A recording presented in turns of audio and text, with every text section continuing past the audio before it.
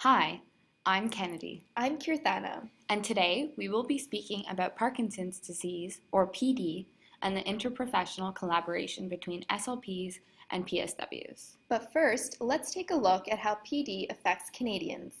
About 1 in every 500 people living in Canada are affected by PD. That's about 100,000 Canadians, with these numbers expected to double by 2031. PD is a neurodegenerative and progressive disorder usually occurring after age 60 with early onset before age 50. While the cause of PD is unknown, genes and environmental factors are believed to play a role. It begins deep in the brain in the basal ganglia where the neurotransmitter dopamine is produced. Dopamine communicates information about planning and controlling body movements. When about 80% of the dopamine is lost, PD symptoms will occur. These include tremor, muscle rigidity, slowness, and freezing of movement, and balance problems. Because PD affects all muscles of the body, those responsible for speech and swallowing are also affected. These may result from weakening of oral, facial, and vocal tract muscles, or from problems with cognition and executive function. Speech and language changes include decreased loudness and monotone pitch, slurred and mumbled words, a breathy or hoarse voice quality, word-finding problems, and difficulty starting speech. Nonverbal communication may also be affected due to decreased facial expression and general movement, as well as stooped posture.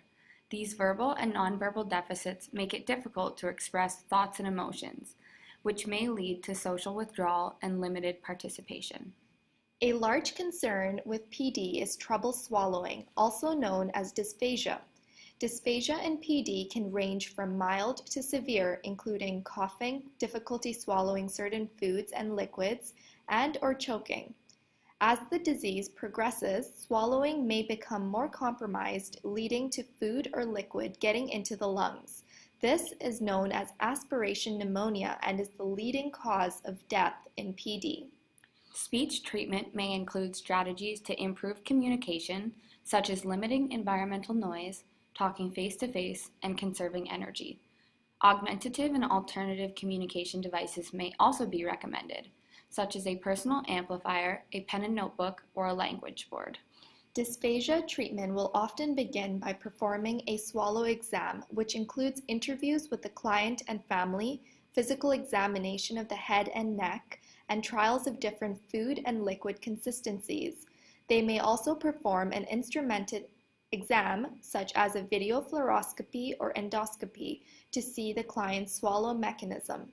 After conducting a swallowing assessment, SLPs may recommend different swallowing strategies, diet changes, exercises, or in some cases, alternatives to oral feeding. SLPs collaborate with many different professionals to treat and manage PD. This may include a neurologist, physiotherapist, occupational therapist, nurse, dietitian, and social worker, among others.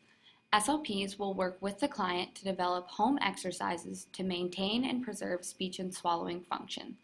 As a PSW, you may be asked to assist in their implementation. In addition, an SLP may give strategies to help professionals communicate with the client. In summary, PD is a disease that gets worse over time as dopamine levels decrease. This affects all muscles of the body, resulting in motor, speech, and swallowing dysfunction. Treatment by an SLP may look different for each client, but will include strategies to improve and maintain function. SLPs work with the client, their family, and a range of other professionals to treat and manage PD.